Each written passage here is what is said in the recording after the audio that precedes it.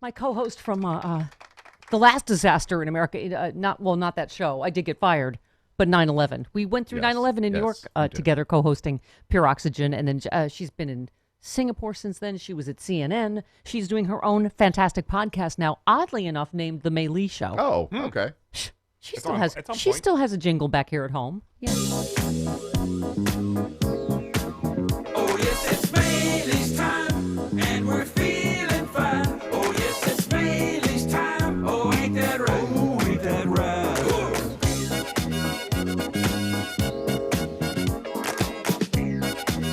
Wow, there she is. I forgot we had this jingle. Hi, May Lee. Oh, Steph, how are you? You know what I still have in my box? What? You know, your eye. Oh, my mom, the Aigo. Aigo. And she's doing that a lot lately. I bet. You don't have to work. We'll outsource it. We have it. Hang on. Here we go. Okay. Yep, that's the one. Yeah. We are in full on Igor, aren't we? Yeah, I think we're beyond full on Aigo. So yeah. That's that's you stealing Margaret Cho's act about your Korean descent mother. I did not steal that act. I've been doing it since I was a kid, so there was no stealing going on. In fact, every Korean American kid or Asian kid, but Korean American kid for sure has their own act about this. Yeah. Because people would ask you when you got into local TV, where are you from? You're like, Dayton? Cleveland? Yeah. Oh, yeah. Yeah. But, there's a lot of that going on now. Yeah. Well, I know. And you, by the way, you had the original Tiger Mom because she would call you after every show we did together and you'd say, what do you think about that fantastic investigative journalist piece I did, Mom? And she's like, your face, so round. So round. Yeah, that dress, no good. Yeah. Yeah. Oh. She still does that, She really still looks at just the hair and the clothes, and I may have been doing something, amazingly, profound, but No. yeah. Yeah. That's Mom's. Okay. By the way, your hair looks fantastic. You're blonde now. Oh, my God. I know, I kind of went blonde. Isn't that weird? So great. I know. Thanks. Okay, so was the gaslighting for you when Trump said last night, very important that we protect our Asian community? For some reason, people are being mean to the Asian. What's that about? Yeah. I watched that press conference live. I don't know why I keep on doing that to myself every day. Yeah. It's like this hour of pain and suffering. But I did it to myself again, and I watched that when he started talking about Asian Americans and how they have to be protected. Oh, no. Let us inflict it on you again, please, because it's thank only you the so friends much. we love the most. Okay. It's very important that we totally protect our Asian American community in the United States and all around the world. They're amazing people. And the spreading of the virus is not their fault in any way, shape, or form. They're working closely with us to get rid of it. We will prevail together. It's very important. Yeah. Is there anything you can say that is in the FCC rules? What would you like to say about that, May? Let me just start off by saying that was so disingenuous. Yeah. And I'll tell you why. Because for weeks, he has been kicking the hornet's nest, and starting up this flame of racism against not just Chinese, you guys, right? Yeah. When he says Chinese virus, and he just says it over and over again, he's blaming an ethnicity. But what happens then, that turns into blaming just anyone who looks Asian, right? I'm Korean, but anyone who's Asian. And there have been so many incidents, you guys, of racism here in the United States and around the world. And he hasn't helped the situation. He's actually inflamed it. Yeah. And remember, last week, you guys, during the press conference, Cecilia Vega asked, why do you keep calling it the Chinese virus? And, all these Asian Americans, there's violence against Asian. He just completely dismissed it. Yeah. And so for him to all of a sudden turn around and say, oh, we're going to protect them, this is unacceptable. Sorry, day late, dollar short. I don't buy it. Yeah. Well, May, I was saying that you and I lived through 9/11 in New York. We were on the air together hosting Pure Oxygen, and we saw the horrible racism toward Muslims. And who would you and I ever think we'd be going, remember what a great guy George Bush was?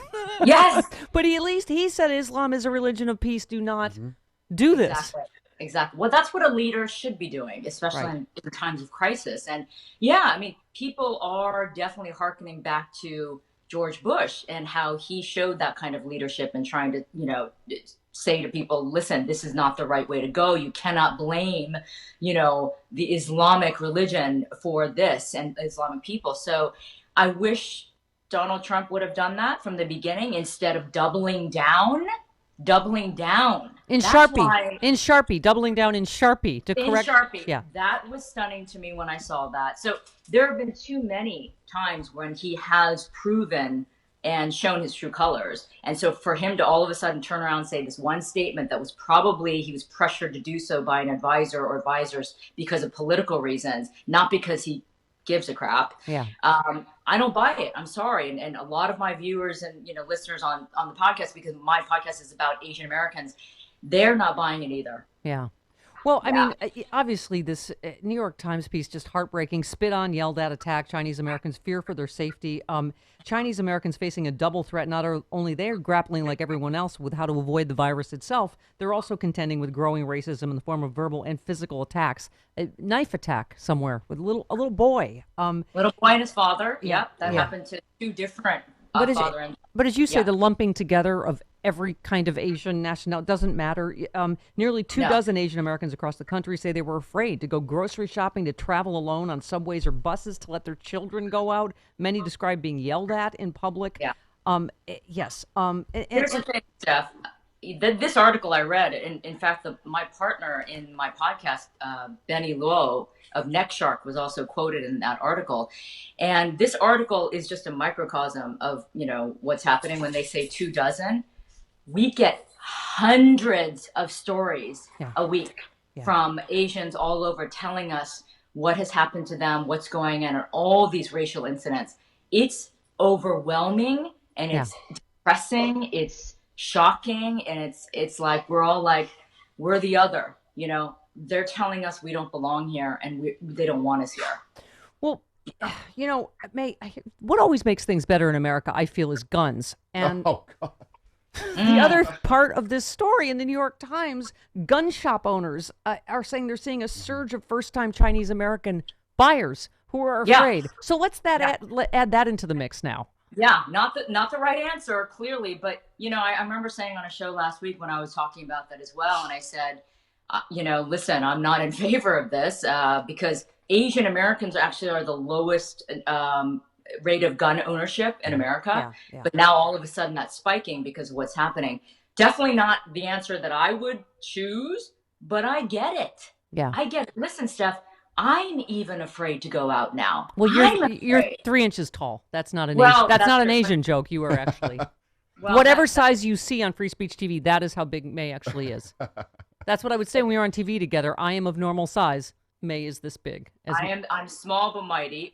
No doubt about that, and I'm sure I could hold my own. But I haven't felt this way since I was a kid growing up in Ohio. And this is 10 times worse now because when I was growing up in Ohio, I was never really fearful that I would be physically assaulted per se. I definitely got a lot of racism constantly. Yeah. But now I'm afraid I'm going to be physically assaulted and, badly injured or worse. I went to the store for the first time the other day, for the first time in a week and a half, because I was nervous. And I remember walking out and going to the store. I'm like, I cannot believe I'm afraid to walk into the store. Yeah. Because you are fearless. You do all that stuff. I mean, right? Scuba diving, you name it, right? I went to Mount Everest. I've done She's a climbed lot Mount of Everest. She's like, you're fearless. And that's a great point. I mean, one of the things that broke my heart in the story, May, one debate Asian Americans have been having whether to wear a mask in public. Wearing one risks unwanted attention, but not wearing one does too. We don't wear masks. It's kind of more dangerous than the virus. Yes. Because you're like, do I cover so people can't see I'm Chinese, or do I, right? I mean, it's... That quote so struck a chord for me because I've been going through that internal debate because there have been stories about a woman who got punched in New York just out of the blue on the sidewalk because the woman was saying, why aren't you wearing a mask? Then another woman got assaulted because she was wearing a mask. Yeah. So now the Asian Americans are thinking, well, do I protect myself from the virus by wearing the mask? But then if I wear the mask, I might get beaten up. So I don't wear a mask. Yeah. I want to. Yeah. I seriously want to, but I won't wear one because I'm like, you know what? That's just going to call attention to me. I don't want that. What the hell is that? Yeah. right? Yeah. I mean, Yeah. you and and we met each other in such a simpler time when our debates were when my dog Puff got lost at night in Croton-on-the-Hudson. May and I sat in my car and I was like, May, we were eating Oriental mix, and I'm like, why is it not racist for them to call this Oriental mix? And you explained to me. I remember that. Because it's a food, it's not a person. It's an object, it's an inanimate object, just like an Oriental rug. That's okay. And I'll call a person Oriental because that is racist and Islamic.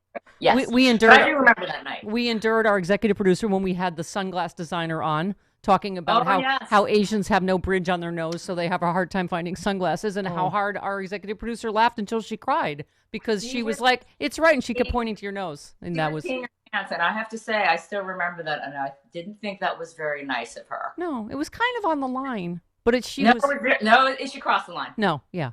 And then we remember Joan Rivers, who now we don't even have Joan Rivers, who I think meant it in a good way on the red carpet, the Crouching Tiger year, when she's like, "So nice to see all the Asians here tonight. All the Asians everywhere. Look at them. Fantastic." Yeah. No, I know her intentions were not malicious. No. But now we're living in the day and age of people are being overtly malicious. And May, as not just an Asian person, but as a journalist, how infuriating is it that, first of all, we are where we are because he believed President Xi instead of our intelligence agencies. China, obviously, not transparent, covering all the things we're doing here, actually. But so he went from not believing our intelligence, listening to another dictator, right? And then now they've done a U-turn into blaming China, and they have to pay for this, and him getting away with saying, "Oh, if they would have told us, your intelligence agencies did tell you, you didn't believe them," right? But isn't this his MO? I mean, he says one thing, and then he decides, "Oh, got to pivot, so I'm going to turn this way and say something else." He's an opportunist. That's why there's never any conviction about anything. Yeah, he's going to pivot on a dime.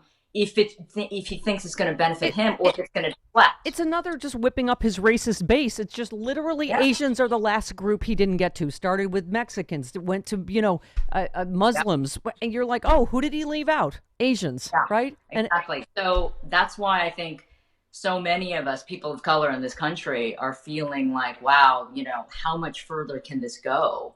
And how much more damage is going to be done before it's too late. Right. And now, because we're seeing physical assaults against Asians in this country, well, that's how far it's going to go. And you know what? People might die. And that's my fear, is that, a man was stabbed in New York, in Brooklyn 2 weeks ago, I believe, because he was wearing a mask. You mentioned a little boy and his father. They were knifed, and there's some graphic pictures out there. The boy's face is just sliced open. Yeah. So, that's where I think the NPR correspondent in the same press conference, when he was asked about the Chinese flu, she said, a correspondent was told by White House staff to her face, Kung flu. Yes. So she asked the president about that. Is that racist? He doubled down again. He says, no, that's not racist. Say it again. Say it again. It's like, he's such a D. I can't even. I know. All right, listen, I retroactively apologize for making you do that Crouching Tiger skit at my house. Oh, my God. I apologize for your nickname. I called you Information. Why? Why do I call you Information? Because, I don't know. I can't remember that. Because you're 4'11". Get it? Oh, God, I totally 411. forgot about that. I apologize again. Well, I'm sorry I brought it up now. I apologize for that one. I don't even know if it's racist. It was just funny. Okay. Well, I am 4'11", so. You're my little pocket co-host. Listen, that's rare. Most of the times I will say to people, I'm 5 feet on a good day. Yeah, so, well, you never lied to me. And we still have that sizzling chemistry, even by FaceTime and from my basement. I know. I miss you, Steph. I miss you, too. I can't see you, so it's safe to say we miss each other because we can't see each other. and no one can lie because you're not doing anything. No one is. You're not busy. No. I know. It's a crazy time we live in. Who would have ever thought? When is the next episode of your podcast dropping? We dropped one yesterday. Good. Actually. Okay. How do we get it? It is on all podcast platforms, right? Mm-hmm. All the well-known ones. Okay. And then Stitchers. we also have a YouTube channel. Okay. Yeah. I know, because you're super pretty and you're smart and I love you and I miss you. Let's not social distance when we don't have to anymore. I know. Let's have a cocktail or two when Okay. we can together. Oh, I'm not drinking anymore. That's the other. That's the other. What? Right, I listen, know. things change. I know things change. Man. I did a Okay, little the health world- reset. Wait a minute. The world truly is Right? coming to an end then. That's Yes. like the craziest thing I've ever heard. I know. Well, it's 4 months now. Little health reset Yeah. Well then, we'll have a non-alcoholic cocktail and together. some Oriental mix. Still feel weird about that. All right. Love you, I know, I May. have to say, I don't like that word. I don't either. Period. All right. So Yeah. it's Okay. but it's okay. It's All right. okay. Is it okay with rugs? I don't know. It is. Okay. That's acceptable. All right. Okay. The May Lee Show. Get it wherever Yes. you get your podcast. Love you, May. Love you guys too. Bye. Thanks, May. Aw.